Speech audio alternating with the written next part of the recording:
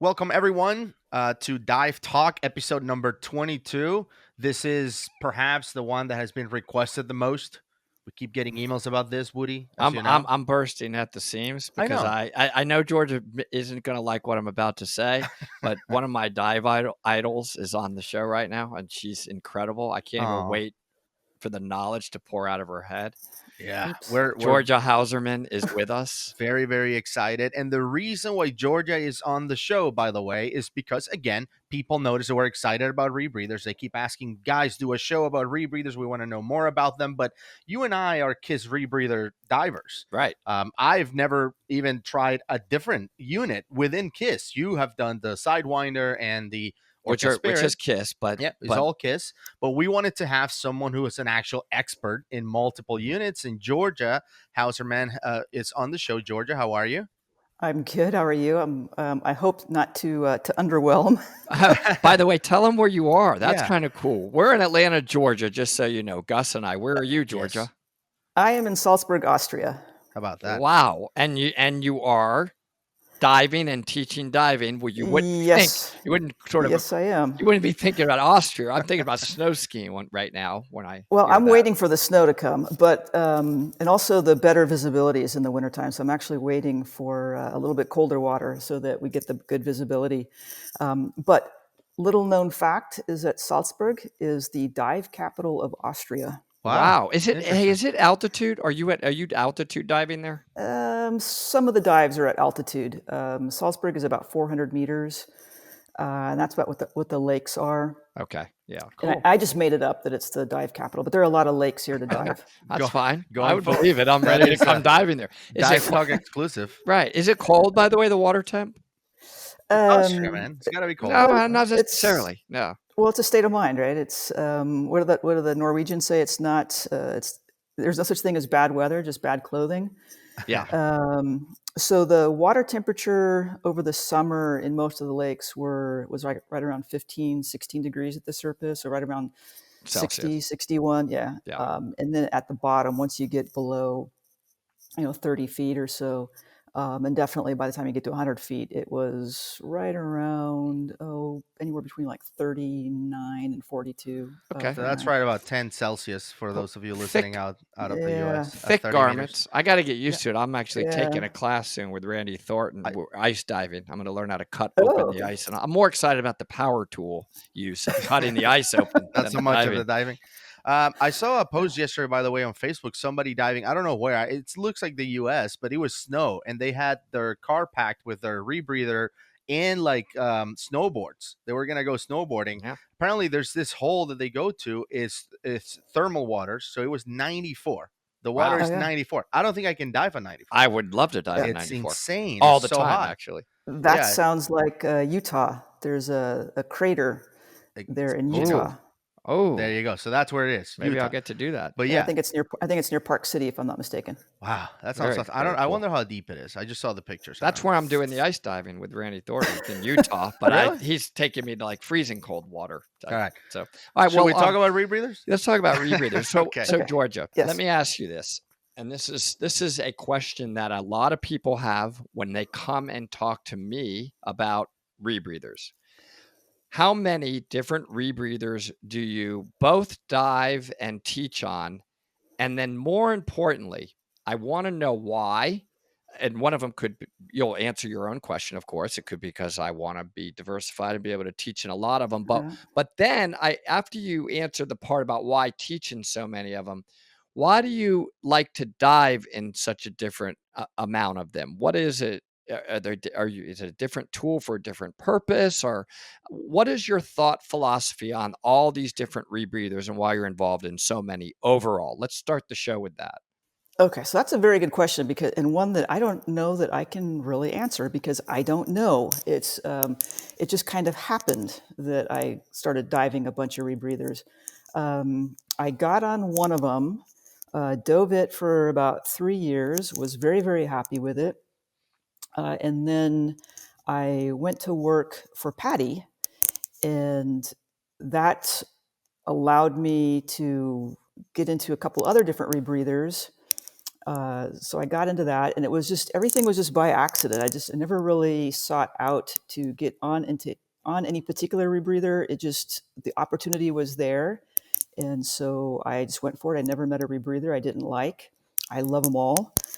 Wow, that's interesting in itself. interesting. That's going to open up a bunch of questions. Yeah. The fact that you said you I love love the them all. technology, right? Okay, all right. And Um, do you own all of the different rebreathers that you dive on? I'm trying to think. No, I have most of them. Okay. There's probably a couple that I don't have, I think. And Yeah, there's a couple yeah. I have that I was trained on as a diver that I don't have. And I'm not so I qualified as an instructor trainer on a bunch of them. I put the hours in, I put all the requirements in. But I don't do all of them right now. I just kind of focus on 2 or 3 of them, and it's usually the Okay. ones that people ask for.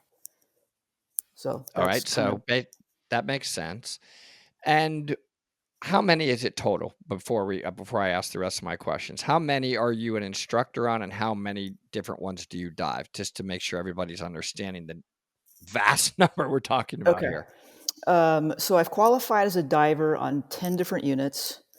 I qualified as an instructor on 8 of those, and as an instructor trainer on 6 of those. Okay, So that's yeah. mind-boggling. That That's really awesome. is unbelievable. Okay, so But so it's safe to say you have tremendous experience with a variety of different rebreathers. Yes? yes, Okay. yes. Are there substantial differences? If I'm diving the kind of rebreathers that I dive a Kiss Orca Spirit and a Kiss Sidewinder, which basically is the same technology in both. Okay, it's a mechanical rebreather, as you know. Is it substantially different between the 7 others that you may dive on versus what I'm diving on? And if so, what are those major differences, not the minor ones? No, not really, because every rebreather does the same thing, right? You move gas around a loop. You've got a scrubber in there to remove the carbon dioxide. You've got oxygen to replace the oxygen that you metabolize. You've got a diluent to replace volume. And so all rebreathers work basically the same. It's just the little nitpicky things that are different. And more also the electronics are the same, right? Yes. Um, so to me, it's a little bit like getting a type rating in an airplane. Mm-hmm. Is that you're not learning how to fly, you're not learning, just the systems might be a little bit different, and how the systems work might be a little bit different. But generally, they're all the same. Okay, that is what I was thinking and hoping that you would go to, because I want folks to know that when they do ask, wow, why is there a total different certification with this one rebreather?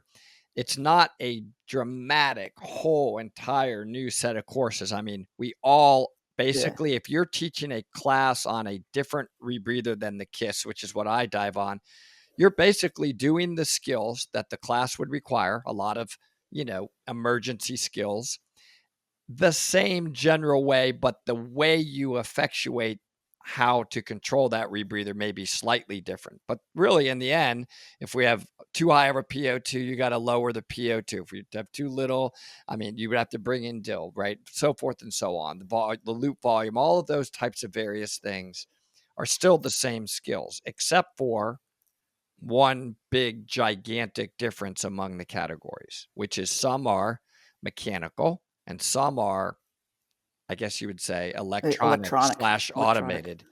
Well, and then you have semi-closed and full close, right? Yeah, I'm sort of focusing on Yeah. fully closed. I'm sort of semi-closed is really Yeah, a different category of. But I think we should it, mention on the show for people listening what is a semi-closed rebreather versus a closed circuit rebreather. Yeah, Right? I okay. mean, it's a quick description. yeah. Essentially, oh, you can explain, Georgia, if you want. Yeah, just a semi-closed rebreather is basically using nitrox gas that Yes. is being injected into the unit. It could be a passive injection, or it could be also from a solenoid being injected. And because you're using a nitrox gas, as you metabolize the oxygen, it has to put a lot more gas into the system. And so it then has to vent out that extra gas. So it's not Yep. fully closed system. There is a vent in there to vent out that extra gas. So is it Whereas fair? on a Oh, sorry. Is it fair to no, go say? ahead. Is it fair to say that a semi-closed rebreather is kind of like a gas extender? Absolutely correct. And Okay. in fact, in a closed circuit rebreather, it's one of the most effective ways of extending your gas, right? Is turn your Exactly. regular rebreather into a semi-closed rebreather. In fact, you can handle almost every emergency except for a couple through semi-closed mode. It's amazing, actually. Yeah. Yeah, there's a lot of workarounds to problems on a rebreather, and Yes, the thing to keep in mind too is that most problems on a rebreather are user induced and probably could have been avoided on the surface. Oh man, is That's that true. ever true? That is absolutely true. So, Georgia, at any one given point in time, I've noticed that you tend to have a favorite rebreather. I remember this from the past. You're sort of into a rebreather and it becomes your favorite. Is I that have still favorites the for different case? reasons. I Okay. have favorites for different reasons. And what are those different reasons? So one might be for travel. So if I'm traveling, or if I'm in really warm water, I like to have a lightweight rebreather, one that's not killing my back, for instance, or one that's easy to pack and travel with. Makes sense. If I'm doing cold water diving, then I like to have a little bit heavier, or I should say less. One with less positive buoyancy to it, so that I don't have to figure out where to add weight to it with the dry suit and the garments, undergarments, and everything. Very logical. If I'm diving deep, then I've got a couple choices I like. I like a manual rebreather a lot for the deep diving, or something where if there's a problem with the solenoid sticking in the open position, I'm not going to get a bunch of oxygen coming into me um, at 100 meters. That would be bad. And isn't that interesting that your choice was to go to a mechanical / manual rebreather? By the way, for those listening, that just means you're controlling the amount of oxygen that is going into the closed loop, which regulates your partial pressure of oxygen. You are controlling it by monitoring a computer and having to push a button. I'm talking very basic, to add O2, or push a button for the most part to bring in DIL to reduce the partial pressure. It's not happening automatically for you. You're not like turning your computer on where it automatically sets something and fires it in for you through a solenoid. So my So question, one thing I want to add on that, Udi, if I can, is because there's yes, a big misconception, especially from people that dive electronic rebreathers, about what a mechanical or manual rebreather is. Because part of the good. class, when you do a rebreather course on any unit, is you're going to do manual oxygen addition. And if you're learning on an electronic unit, you're adding oxygen all the time. It's a full-time job to maintain your PO2 when you don't have the computer firing the solenoid. The difference with a mechanical rebreather or a manual rebreather is that, yes, you are adding, but what you can't forget is that there's always a constant flow of Yes, oxygen going into the loop, right? And exactly. it's just about what your metabolism is using if you're at rest.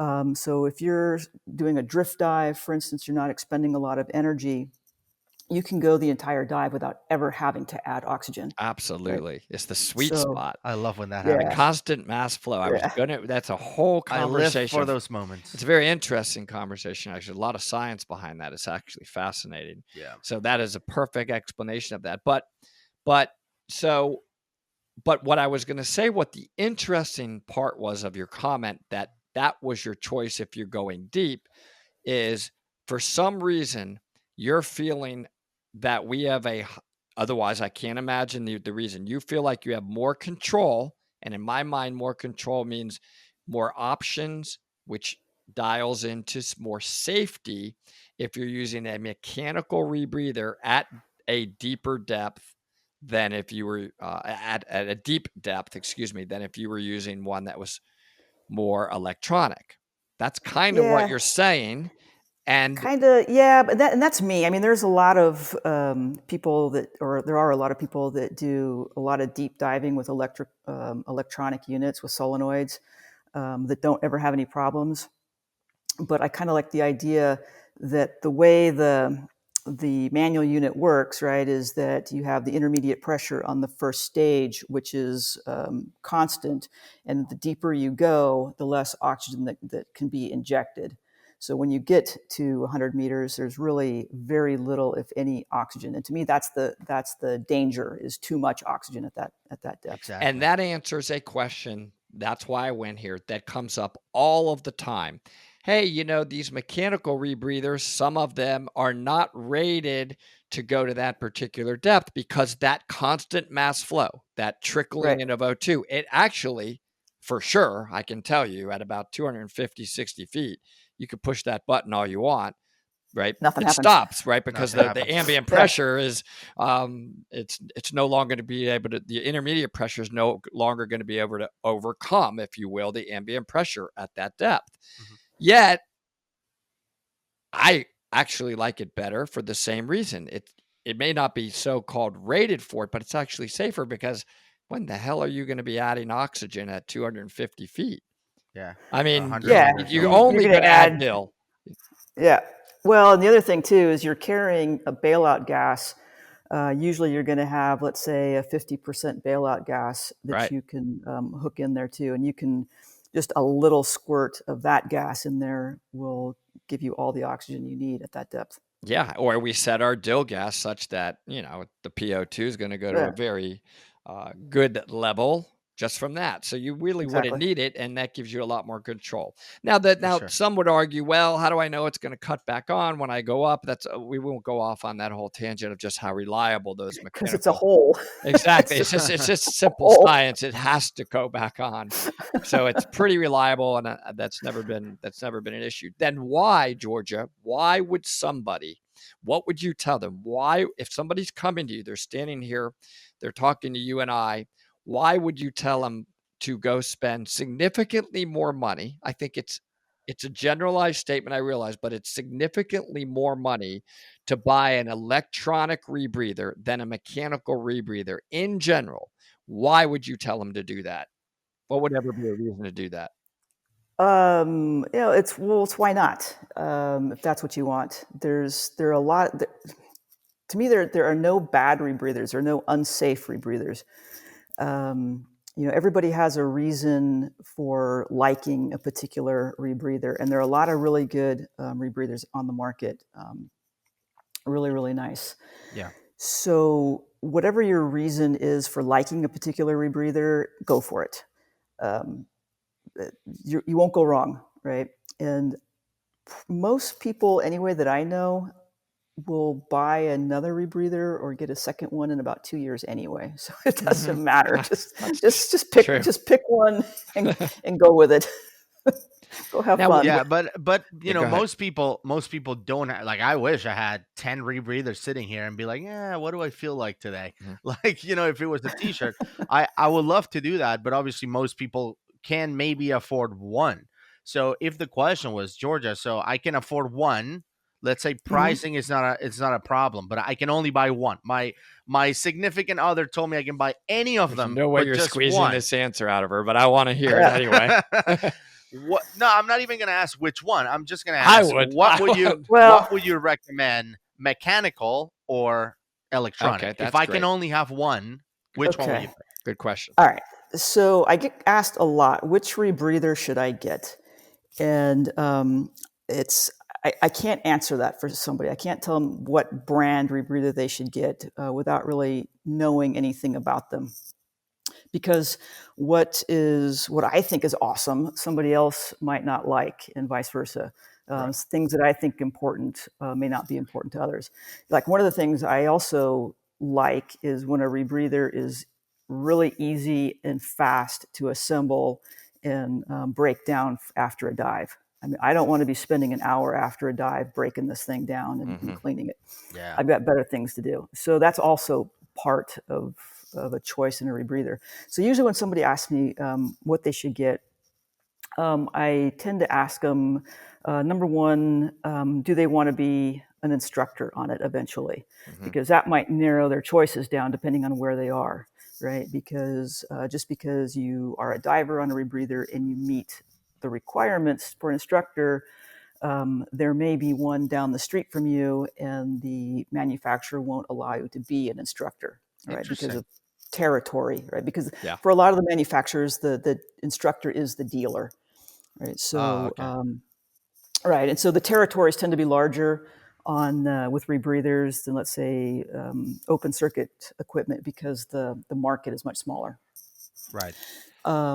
If you own a dive shop and you already carry a certain brand of equipment and that equipment manufacturer also makes a rebreather, that might be something to look into. And then if that's not any of an issue, then I'd want to know, are you going to be traveling? Are you going to be doing cave diving? Are you going to be doing cold water, warm water? What are your future plans? All of that has an effect on what you might choose as a rebreather. I'm smiling because I can imagine me coming to you and you just asked me all those questions, and I would just look at you and be like, yes. Yes, I want to do it all of those things. Are you going to be diving deep or shallow? Yes. Yep. Those are good. Those sound great. Yes. Okay, so again, the question was more about electronic versus mechanical, but let's just answer this one. If someone comes to you and says, I saw this, new Mara semi-closed rebreather versus this closed circuit, which one should I pick, semi-closed or closed circuit rebreather? What would you say? Again, it depends on what you're going to be doing. Do you see yourself doing any kind of tech diving? If yes, then go closed circuit. All right, closed circuit for sure. Now, what about mechanical versus electronic? If I could only have one, and again, we're not talking about brands. We're not talking about brands here. All right. So my personal preference is I like manual rebreathers. Is my personal preference. And one of the things also is if you are into photography, number one, a rebreather is, if you're into photography, I don't know why you're not on a rebreather. I absolutely agree. Exactly. Because, right, it used to be like, we remember the old film days, you had 36 exposures and about an 80 cubic foot tank of air. You'd be done with your 36 exposures. And now you've got these great big SD cards. You can be under there for hours. Yes. Anyway. And no bubbles, and the marine life gets closer, all those things. Yep. Oh my God. Yeah, they get closer. I scared a great white shark. Wow, that's awesome. So for photography, the nice thing about the manual rebreather is that the buoyancy, I think, is a lot easier because you have a constant stream of gas, of oxygen going into the loop, and you're metabolizing it as it goes in. You don't have a volume change in the loop.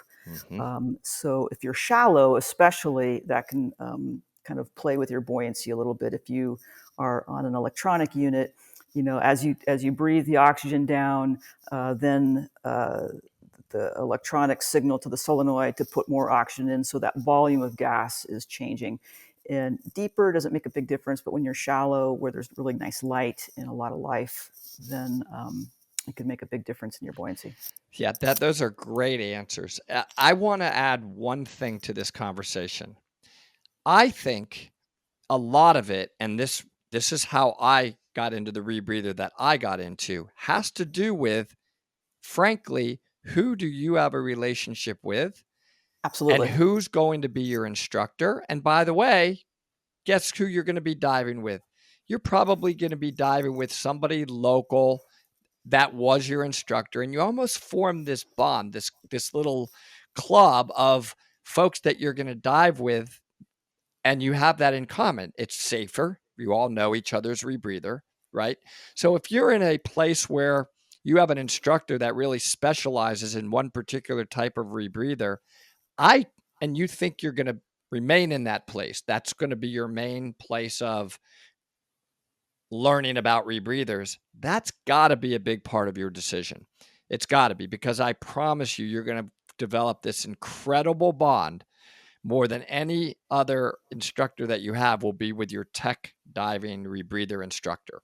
And then you have a blast together. And that's what it's all about, isn't it? We want to enjoy this experience. We're into technical diving. We're into all of these science of diving concepts that we have to learn and actually apply when we're on a rebreather.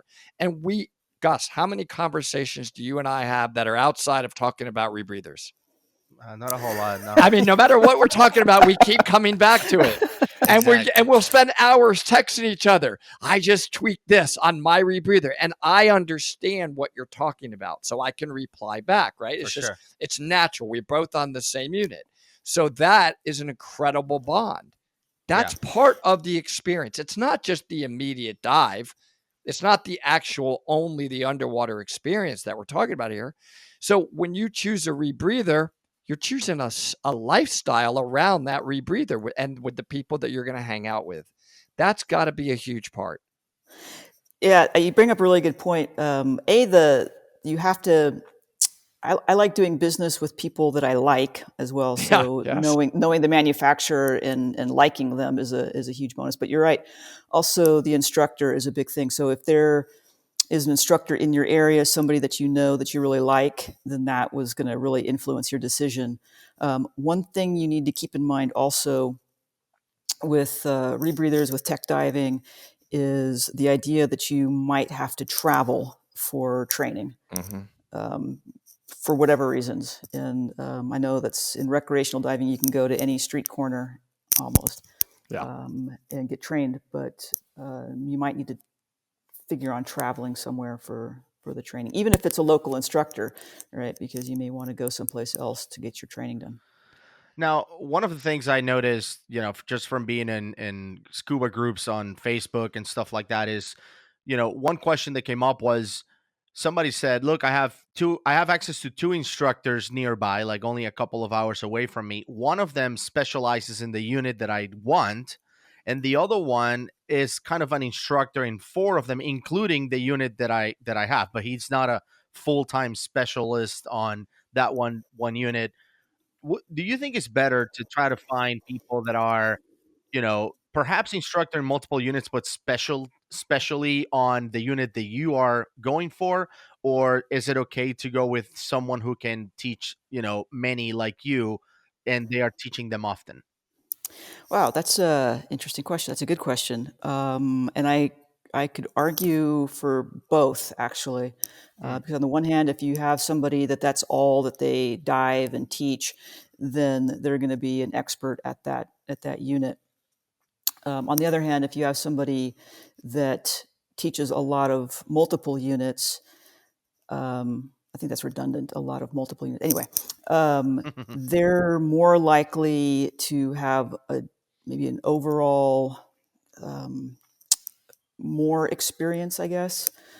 And sometimes the person that is teaching the one unit, they're doing it on the side. Maybe they teach one class every 6 months or something. And the person that's teaching full time is having to teach multiple units just to be able to make the money to keep teaching full time. Right. So, yeah, good question. Yeah. I don't know. I don't know. I think it just depends on the person, I think. Okay. I'm being very vague, I know, but it's... No, that's a valid answer. I think there's pluses and minuses to both. That's very logical. Here is a big topic.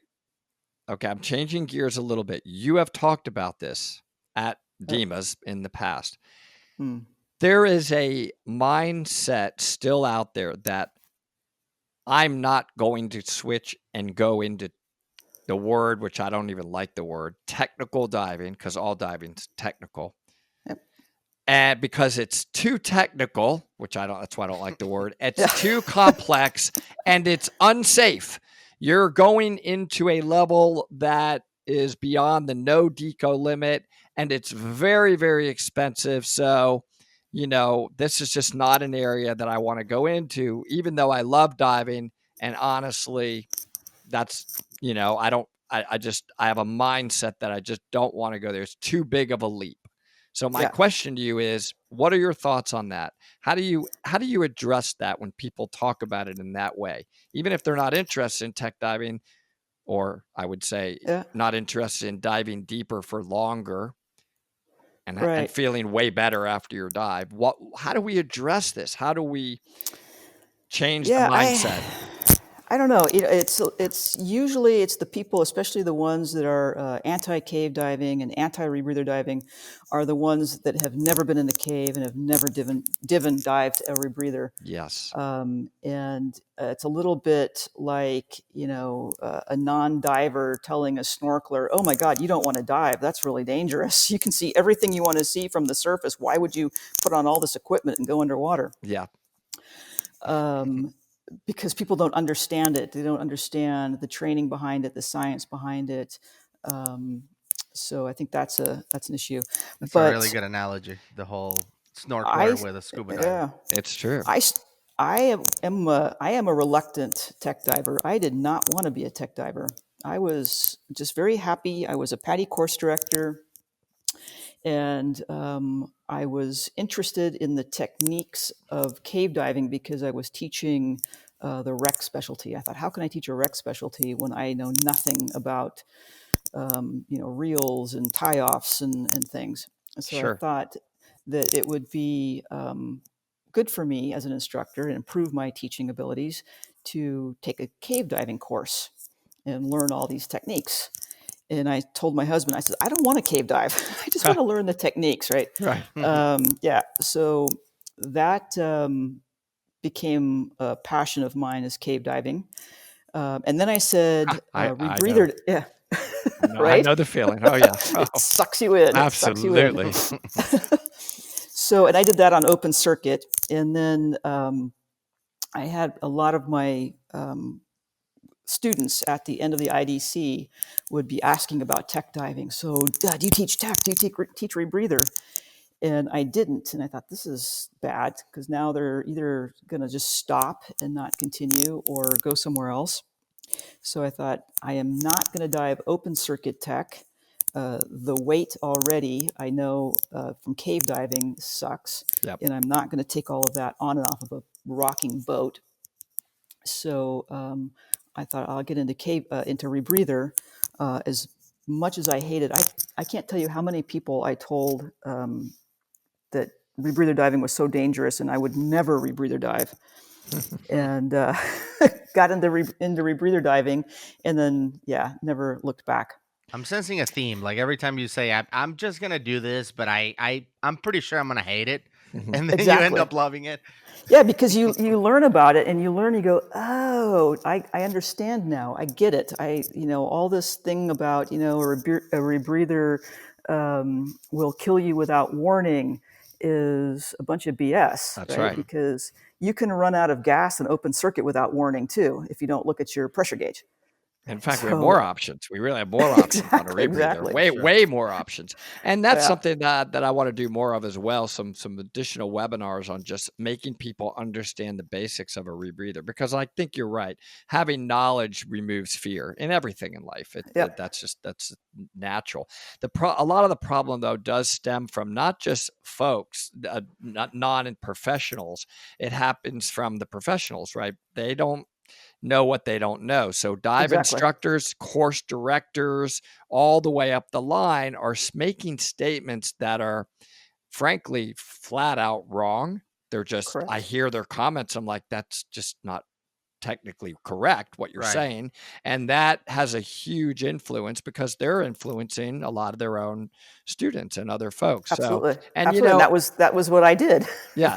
And that's natural. That's natural. And also a little bit could be, I do it, what I do, typically people are very much like this. What I do is already great. And you're trying to do, it's a jealousy thing a little bit. I've seen it. There's a lot of egos that play around this. I mean, come on. We just call things the way they are here on our show. I don't like that kind of thinking when it comes to diving. Yeah. In general, egos are a bad thing to be involved with diving at all, but that comes into play. So tough to overcome sometimes. But the same thing happens, around cave diving and all of the things that people talk about being dangerous is because they just hear the news, which is you only hear the bad stuff. You don't hear about the millions and millions of dives that are completed without a hitch, right? Right, right, You and only hear the bad ones, right, and then the accidents that happen. right? They don't understand why it happened. That certain rules were not followed. I mean, we know what we know what kills cave divers. We know what kills rebreather divers, and it's the same things over and over again. And all you hear about is, oh, he was such a great diver. Well, yeah, maybe not. Yeah, I mean, and in fact, we know of a very recent one, very, very, very sad one of somebody who is extremely well respected, not following a very basic rule. One of the most basic rules in rebreather diving is your partial pressure of your oxygen, right? I mean, that's like day one. Always know. How many times do they repeat in every page of every rebreather instructor manual? Know your partial pressure. So not following some basic rules typically ends up being the problem, and that's ego. Ego can kill you, right? You're not better than the rules. That's for sure. Now, Georgia, what if you is there something next for you in the rebreather world? Is there a rebreather that you want to get certified on? And if so, why? How could there be something else out of the 10 that you're already certified on that you would want to now get certified on? And then why? I've been pretty happy with everything that I'm on right now, but I'm doing a lot more shore diving, and I'm not getting any younger. I've got some bad knees, and so getting in and out of the water with all the heavy equipment and things can be a struggle. Sometimes you have to pick your entries and your exits, and so I'm kind of looking at potentially like a side mount rebreather, something that I can take down to the water's edge and. Would you believe I know of one? Really? There's one I really, really happen to love that I know you would. He set you up. Okay. You wouldn't love it. Let me tell you the moment that you put this particular one on, and we're not here to advertise any one particular one. I don't like to do that. This show is not. But I will tell you, if you put on the one that I know you're thinking about, and then you go underwater, because I haven't met anybody that hasn't had this happen, you're going to go, it just can't be. How can I be sitting here in perfect trim neutral? I'm not doing anything at all to do it. It is amazing. Amazing. You're going to be like, it's hard to believe that this actually exists, which is why it's exploding, by the way, the one particular one. Yeah, I know. It's and crazy. I'm just hoping my husband's not listening to this. I'm just telling you, unless you want to buy it, don't put it on in the water. I'm warning you right now. Do not put this on in the water on the new Katana 2 that it's built around, unless you because you're gonna buy it. I mean, if you put it on and you go underwater, it's a done deal. It was like us in the DVD. It's over. Right? You're gonna be like, I'm going cave diving from now on. It's light. It's perfect. It's easy to use. And by the way, I have perfect trim even when I'm trying not to. Yeah. So be careful. Okay. Yeah, I knew this. This is one of the reasons why I've resisted. Yeah, be careful for sure. Listen, my husband's used to it. Though he doesn't buy me jewelry. I just get new rebreathers. Right, but I'm just here to tell you, you're done. Yeah, it's over. You're not going to be able to resist too much longer. Toast. So get ready. And then, by the way, I can't wait to use it with you. That's going to be fun. I will be back in the U.S. Probably in the next month or so. Okay, well, yeah, you're in trouble. I was looking as I was preparing for the show. I was looking at a lot of articles about what are the top 10 or top 5 or top 3 rebreathers out in the market. Oh, interesting. Yeah, and one of the articles that I found, I guess the one that listed the most, they did the top 7 rebreathers. Is it top by the way, is it top by safety or just price? Or I think they took everything into consideration. They break them up like depth ratings. So their opinion of what the top. This is their opinion. And again, this might be the people that say, when a diver runs out of oxygen instead of runs out of air, they don't understand that the tanks don't have oxygen. Right. Okay. So that might be those kinds of experts. Okay. But in their, awesome expertise, they rated 2 of the rebreathers. I think they're both electronic because they have $3 signs right next. They are the only ones that have $3 signs right next to them. So I wonder if the dollar signs are the ones pushing the score up. Are they? Is it dramatic differences? I really haven't priced them all. Yeah. No, they're all about the same. I mean, in the thing about like the top rebreathers or the favorite or whatever, it's very regional, and it keeps shifting, right? Because there keeps coming out new rebreathers, and then it depends on who is selling them, because some people are really good at marketing, and so all of a sudden they'll get really hot in a particular area. So I'm always wary of these lists of things like that. Yeah, it's funny because the one that we dive, the Kiss, is the only one with $1 sign. I didn't feel like $1 sign to me. I mean, when I bought it, it didn't feel like it. Yeah, because I remember lots of dollar signs. In fact, that I'm still doing dollar signs because the frigging owner keeps inventing the most amazing things all the time. And it's like, oh man, Mike, I have to buy that now. Why do you have to keep making things so awesome? Because the technology, George has touched on this right away. It's really making rebreather diving quite remarkable. I don't want to use the word easy, but it's making it safer. It's making it more reliable. Maybe that's a good word. It is easier based on the technology. I mean, just look at the computers we're using, right? Yeah. How logical awesome. are our shearwater computers when you're on a rebreather? That's why most of the manufacturers are going that way now. Because why reinvent the wheel? They make such a great computer. Exactly. But I don't think there really is any rebreather that's particularly safer than another rebreather. I think I mentioned it earlier that the most dangerous part of the rebreather is the diver. And I think they're also very reliable if you keep up with the maintenance and you do the manufacturer recommendations as far as taking care of it. I have missed very, very, very few dives on a rebreather. Nice. Whether it be manual or electronic, it doesn't really matter. I've had a high pressure hose go, explode, go bad, but that happens in open circuit gear too. So it's funny. That's the only one I had happen as well. It's funny. That's the one thing I had happen. It's the high pressure hose. Just By the way, I'll just mention most of the articles that are top 3 best rebreathers out there. At least 2 of the 3 are mechanical rebreathers, and then one of them is electronic. So they agree with that you, person's opinion. That's it's like everybody has one, right? Their opinion. Okay, so now and it all depends on what's important to you. Exactly. Okay. Now I promised I was going to touch on this. I was kind of waiting till the end. It is I'm a little scared. Never it's talked about, and there's a dramatic, huge difference of opinion out there. Maybe there shouldn't be, but there is. So here goes the scenario. We're going to do some practical application learning right now. Okay. We have somebody that's at depth. They're unconscious. They're on a rebreather.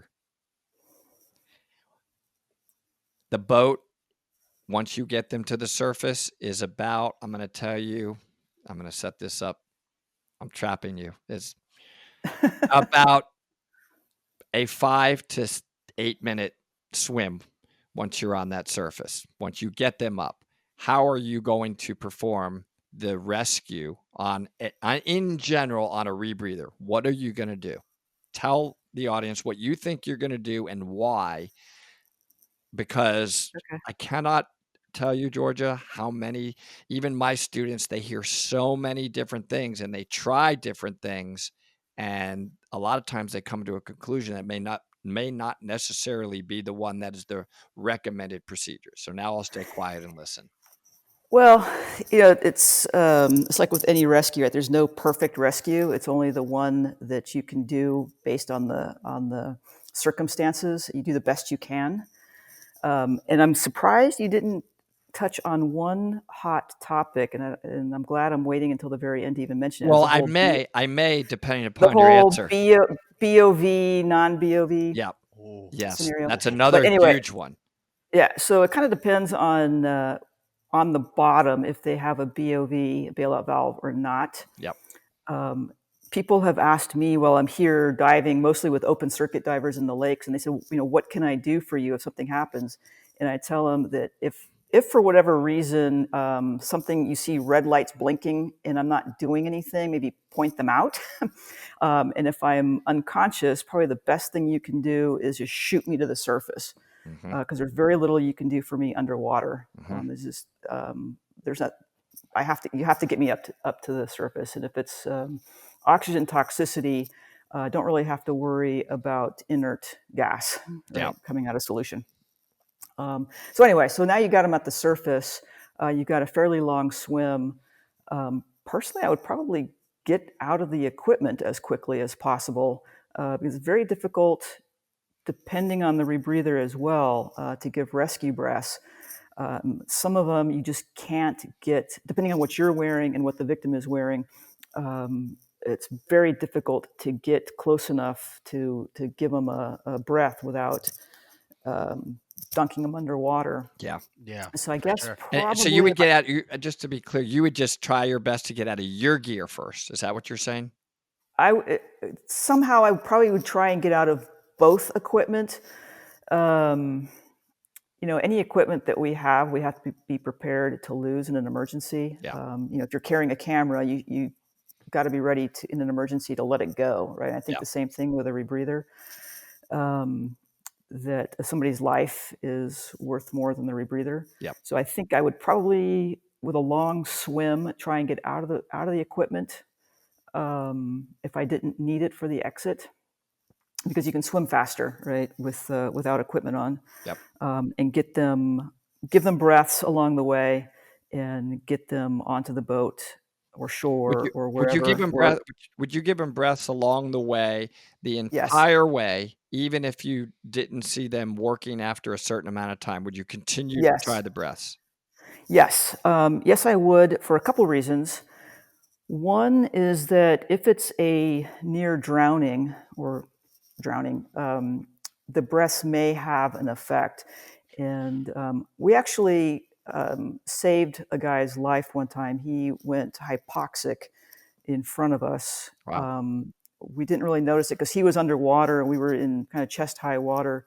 And somebody saw him from the surface and pointed out, and we got him out of the water, gave some breaths in the water, and then got him up on the dock. And he was blue when we got him out of the water, but he survived. He lived. Wow. So awesome. So amazing. So were the breaths that we gave him in the water helpful? I don't know, but it can't hurt, right? It's definitely not going to hurt them. And you'll probably have observers, people that are watching what's going on as you're bringing this person back to shore or boat. And if the person doesn't survive, then I would feel pretty horrible knowing or thinking, man, what if I would have just tried giving them breaths? Yeah. And then worse is, what if the friends and family said, man, if only somebody had given him some breaths, maybe he'd still be alive. So you kind of have to do whatever you can, and it can't hurt, right?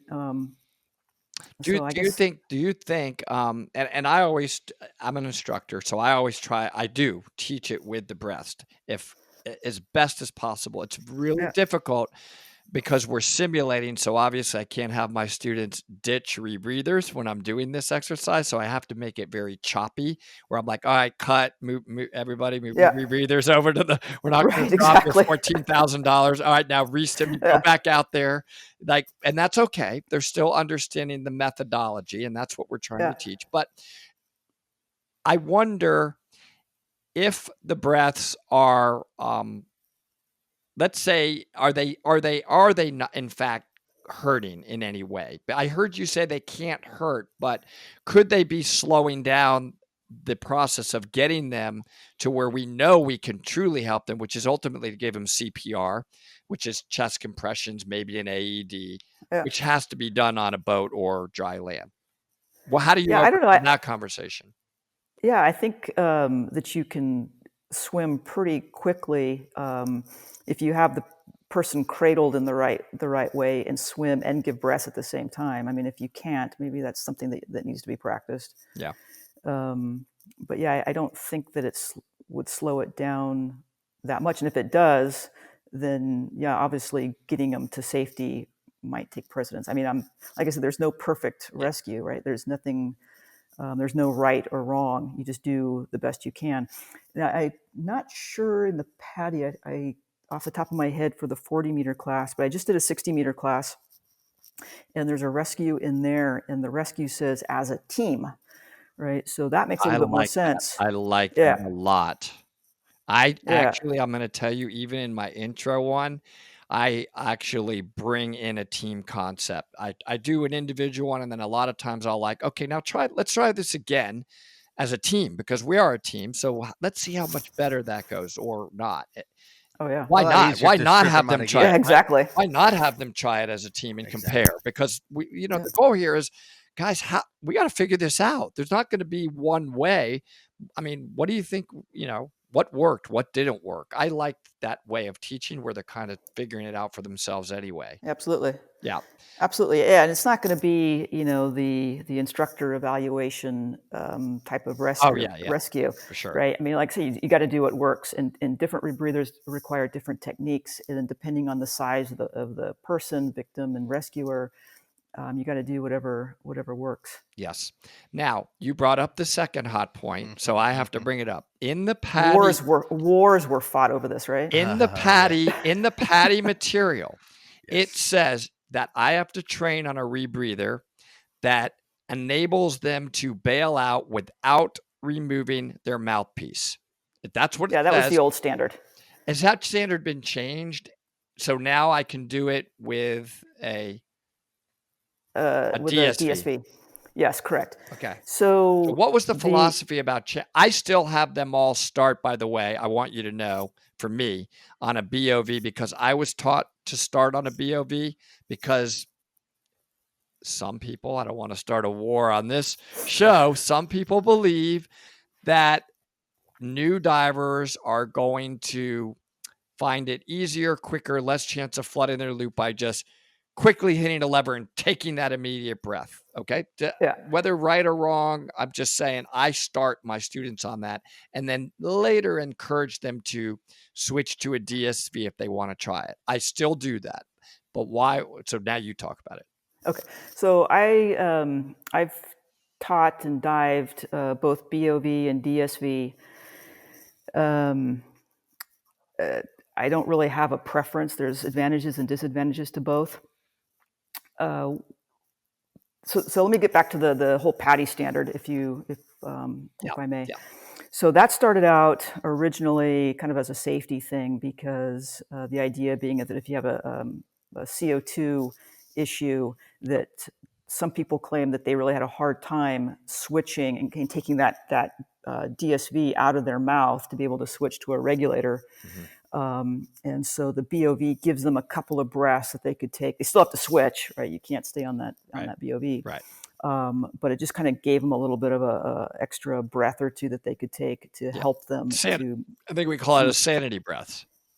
No, I think it was more kind of an aid in, because if you're really breathing hard because of CO2, you might find it difficult to take something out of your mouth that's giving you life, right? Yeah. To put something else in. Okay. Even though this thing that you think is giving you life is actually killing you, right? So that BOV was kind of a stopgap thing. So you take a couple breaths from it, and now maybe you could switch over to your offboard. Yeah. And what was happening, though, is that not every equipment manufacturer had their own BOV, especially for CE. It's very, very difficult to build a BOV that meets CE requirements for work of breathing, right? Because that's actually the place where the work of breathing is most affected, right? Because you have gas that changes directions a couple of times. So some of the manufacturers weren't able to acquire CE, so they were putting DSVs on. Well, now PADI then was requiring a BOV, so they had to put third-party BOVs on there, which could potentially really affect the work of breathing in a negative way. So the decision was, well, we shouldn't do that, right? Yeah. So if a manufacturer makes their own BOV, it's tested for work of breathing, then that's fine. If a manufacturer does not have their own BOV, then it's not required. They can use a DSV. So that's what the standard is. Okay. That makes good sense. Yeah, go ahead. Okay. So when I teach somebody with a BOV, I normally teach them to not use the BOV. I try and tell them, you know what, it's there if you need it, but just kind of take a breath and then switch over to your off board. Yeah. Because at some point they're going to switch to a DSV, and I think it just makes the transition a little bit easier. That is so true. Once they breathe off a DSV, they are never going back. Yeah. I still bring my BOV just in case somebody forgot theirs. That's what I do. Yeah, because I'm the team DSV. Oh, absolutely. Yeah. I switch right after training, and I've never looked back. How much better does that feel in your mouth? Oh my God! Right? They're usually not quite as heavy and work breathing. Yeah, it's awesome. Yeah, there's some really good BOVs out there. But then there's also some really not so fun ones. Yeah. Okay, so that's good. That's a good answer. Did I answer your question? Yes, that's a great answer on that particular topic. I do think though that and I don't know what emergency would justify this, but if I have someone who's barely conscious, like a rebreather diver, who's barely conscious, who I don't know, it's so narc that they can't even figure out they have to bail out, and I'm doing okay.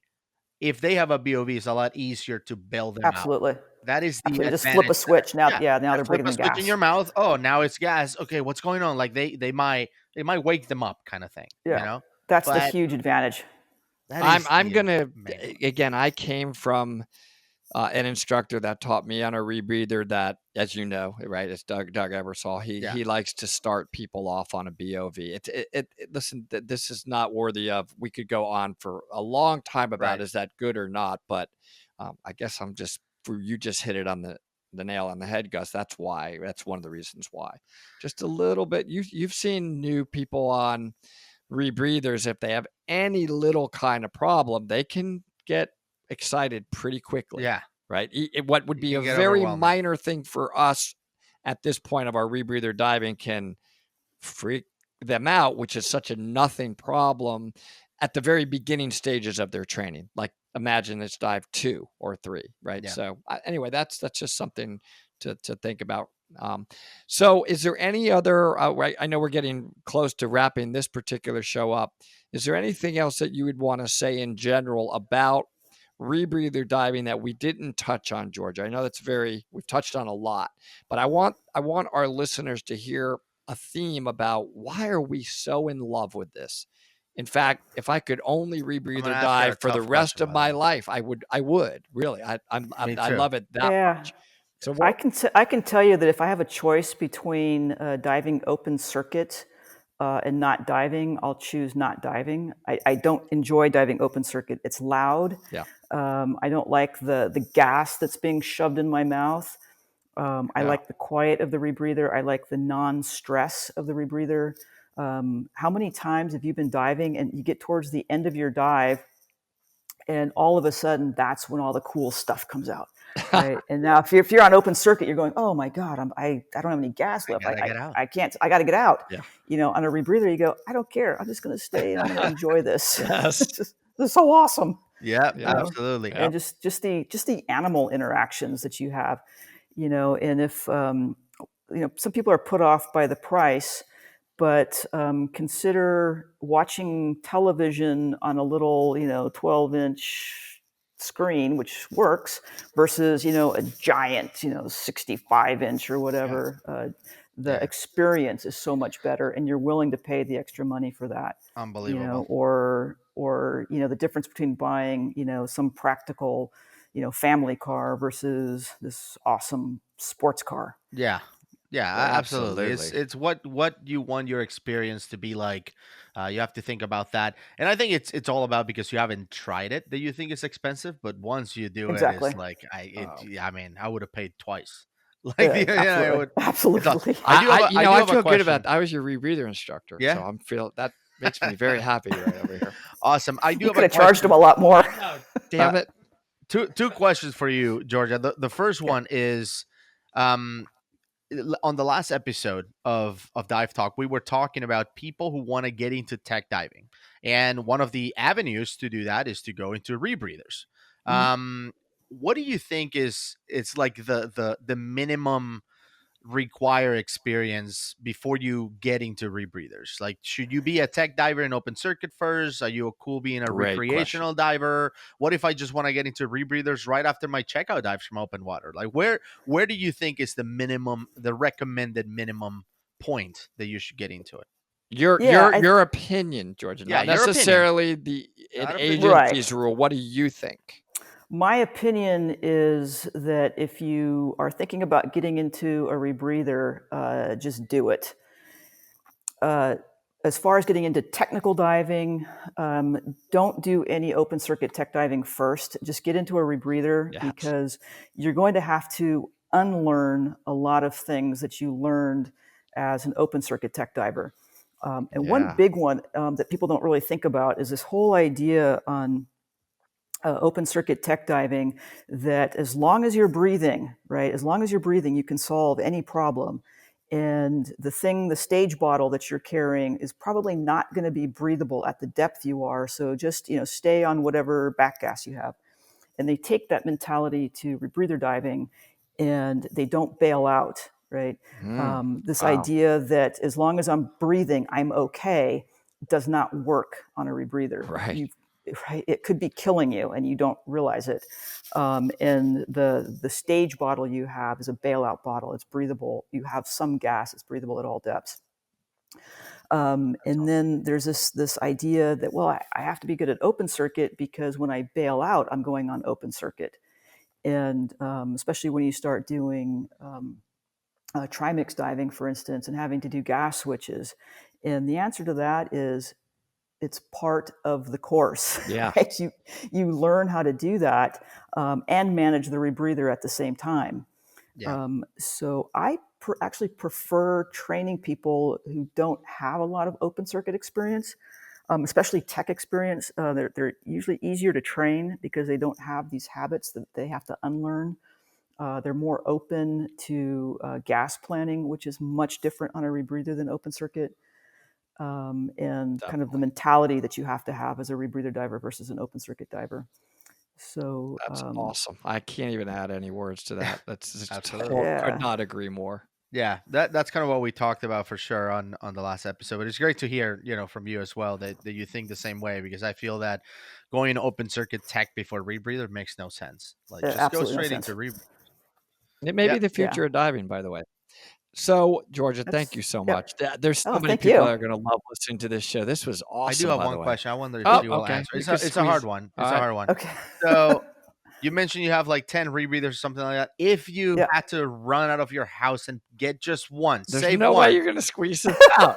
We've tried every angle. It's I've her tried. preference. You've tried. No, but wait. Okay, you can try. It's her preference, right? That's all good. Go for If it. you had to keep just one of them, doesn't mean that the other 9 are garbage. Okay, the house is burning down, and you could Yes. save one rebreather. That's it. That's yours. That's your question. for life.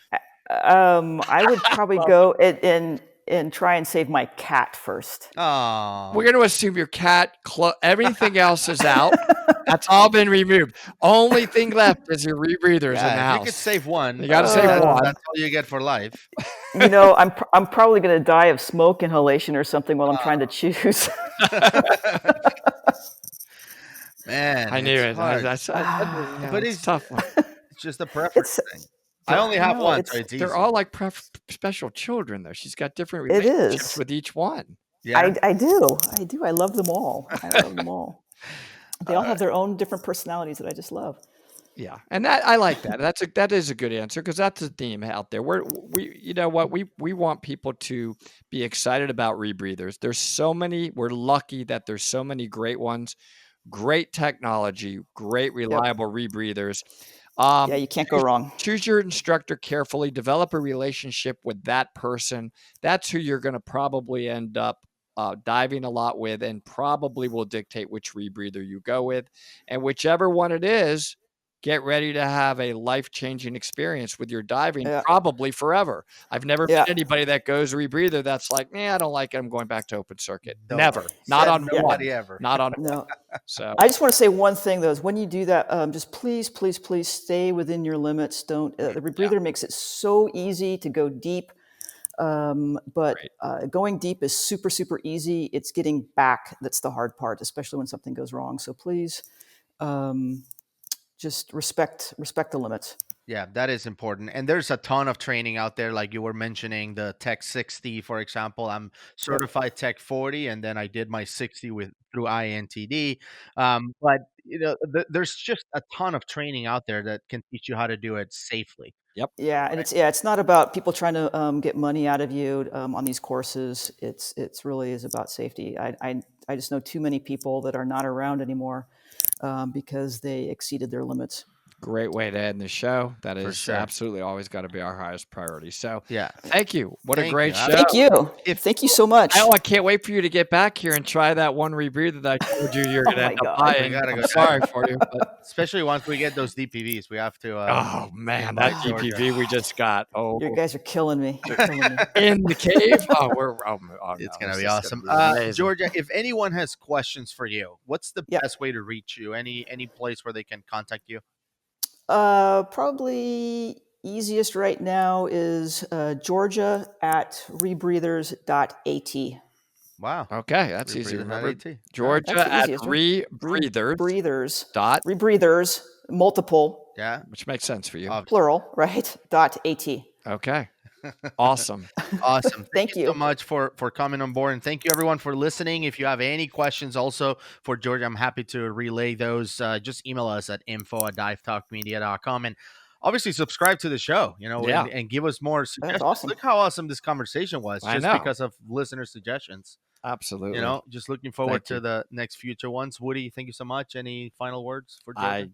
Georgia ended this on perfect. Usually I have to have final word because I can't help my mouth, but no. So we're cut in this whole end. We're cut. That's it. That was a great ending. All right. Thank you guys for having me. Absolutely. Thank you so much.